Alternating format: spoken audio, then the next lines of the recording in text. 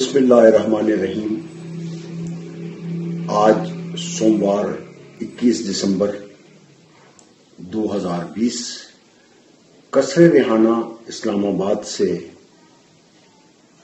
طاہر حنفی کا سلام قبول کیجیے۔ آج میں آپ کے ساتھ اپنی پہلی شعری تخلیق شہر نارسا سے ایک غزل پیش کروں گا۔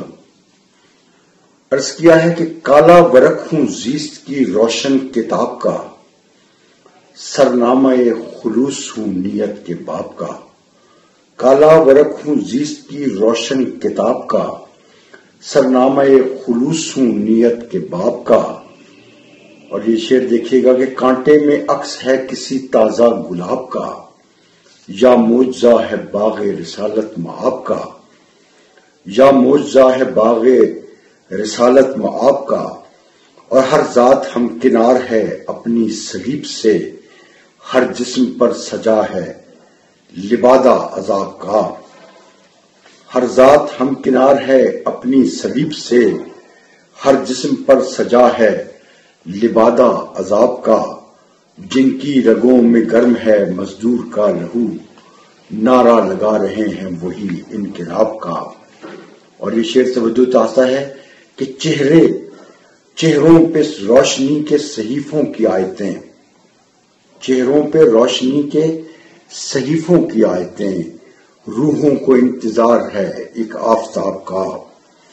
اور عرض کیا کہ لمحے مسافتوں کے میری آنکھ میں رہے، لمحے مسافتوں کے میری آنکھ میں رہے، واقف ہوں زندگی کے سفر کے نصاب کا، واقف ہوں زندگی کے سفر کے نصاب کا۔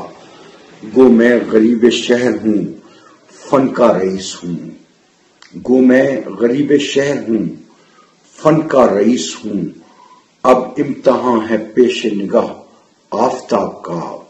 گو میں غریب شہر ہوں فن کا رئیس ہوں۔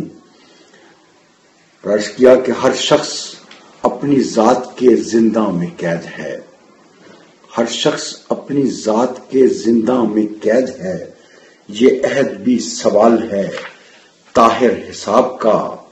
کانٹے میں عکس ہے کسی تازہ گلاب کا، یا معجزہ ہے باغ رسالت مآب کا۔ بہت شکریہ۔